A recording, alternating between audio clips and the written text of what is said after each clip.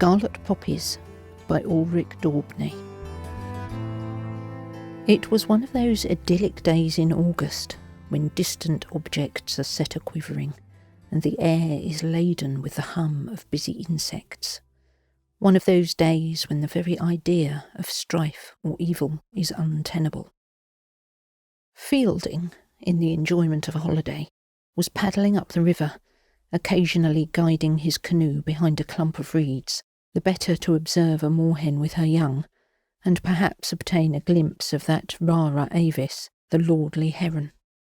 Sometimes he would linger beneath the willows, smoking in reflective appreciation of the jumping trout, or anon a fit of energy might seize him, and his boat would be sent skimming up a reach in record time. In such a mood, on such an afternoon, these dallyings would be slow to tire, yet the sight of a deserted mill and the prospect of a ramble came as an irresistible diversion. Fielding immediately made the bank, tied up his craft, lit a pipe, and turned his step towards the ruin. It was a glorious day, and he whistled gaily as his feet sank deeply into the rich herbage, each step raising a little cloud of craneflies or silencing some raucous grasshopper. The meadow was ablaze with gorgeous buttercups, and backing it a line of solemn elms threw dark, contrasting shadows. Beneath them nestled the old mill, to reach which Fielding must cross the meadow and negotiate a mud-bound stream. A delicate task in pipe-clayed shoes and flannels, and one which stirred a group of cows to momentary interest. At length it was accomplished, and he pushed aside the broken gate which gave into the mill enclosure. The dry bed of the former pond was high with weeds, desperately at strife for bare existence, with a straggling growth of bramble interspersed with willow shoots, a scene of desolation which was paralleled only in the kitchen garden, cultivated in bygone times upon the slope of the embankment. Rank grass, weeds, rhubarb run to seed, a devouring bed of horseradish, and nothing more but poppies, flaming scarlet poppies. Fielding, submitting it to moody speculation, turned abruptly, in obedience to that instinct which tells us we are watched.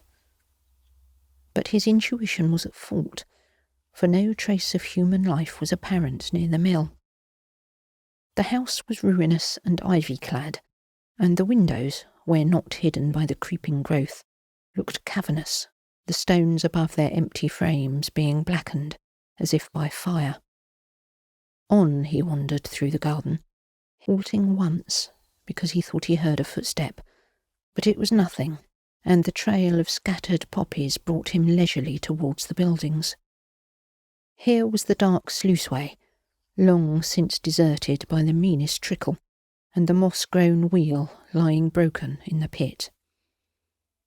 The atmosphere was damp, the scene depressing, but a blazing mass of poppies attracted his attention, and he stood with puckered eyes, delightedly contrasting their vivid colours with the cold, dark shadows in the background.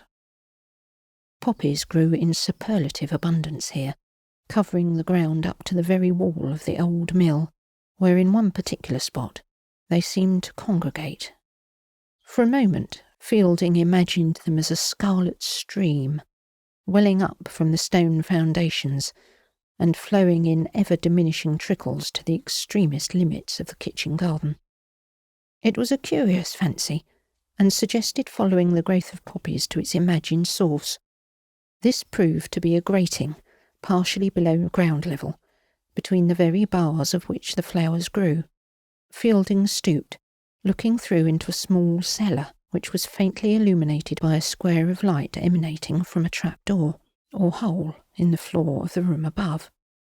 It was chock-a-block with debris and the mildewed accumulations of many years from which exuded a disagreeable odour of decay.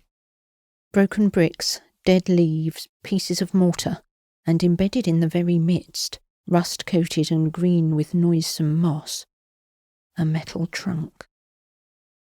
With eyes becoming more accustomed to the gloom, This relic of human occupation held him fascinated, and he bent still lower, peering through the bars, racked by curiosity as to what, if anything, could be inside. Who the... Fielding had straightened himself abruptly, looking round in blank amazement. The place was utterly deserted, yet he could swear that a hand had lain upon his shoulder, and hot breath had fallen on his neck, as if someone immediately behind had also bent to look. His nerves were not accustomed to play such tricks, and it necessitated a considerable effort to pull himself together. Not a bird was singing, not an insect rustled in the grass. The silence grew unbearable, and sheer necessity of action urged him to move on round the house, still obsessed by the feeling that he was being watched. Nay, more than watched. Followed. Presently he found the entrance, made carefully secure with a rusted padlock, but the hinges had given way, and the door fell open to an energetic push.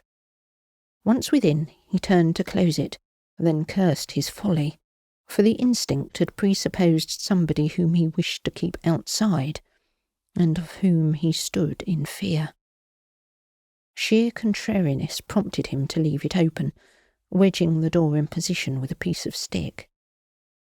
The room in which he found himself could in no way claim to be remarkable.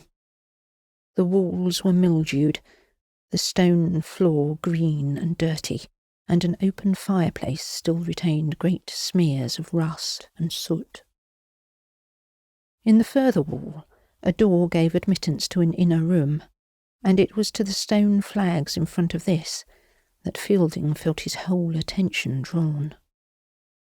Coming from beneath the door was a great brown stain, dark in its solidity, but forking into a dozen wavering streamlets as it crossed the room and faded beneath the layers of accumulated dirt. It brought to mind his vision of the poppies, how straggling amid the garden they had seemed to concentrate as from a single source, welling up like a blood-red fountain from the cellar which he knew must lie beneath that very room. Almost could he picture its desolate interior, the gaping trap through which the noisome pit was visible, and immediately beneath that large, mysterious trunk. What dreadful secret had he lighted upon? What was it that urged him forward, while a creeping terror sapped his strength from brain and limb? But anything were better than this inaction, and come what might, he must know for himself what lay behind that door. 3 determined strides, and it yielded readily to his touch. A waft of fetid air, a crushing blow, and next moment he was on the floor, struggling against some superhuman force, invisible yet overpowering, which drew him inch by inch towards the gaping cavity. He fought blindly, silently, fought against he knew not what, save only that defeat meant death. Already one leg was swinging in mid-air, kicking madly until the shoe fell off, to strike with a muffled clang against a thing metallic in the dark beneath. Like a knell it echoed, as for a moment Fielding felt released from the unearthly grip. With a desperate effort he managed to regain the floor, to stagger to his feet, and rush headlong from the awful chamber.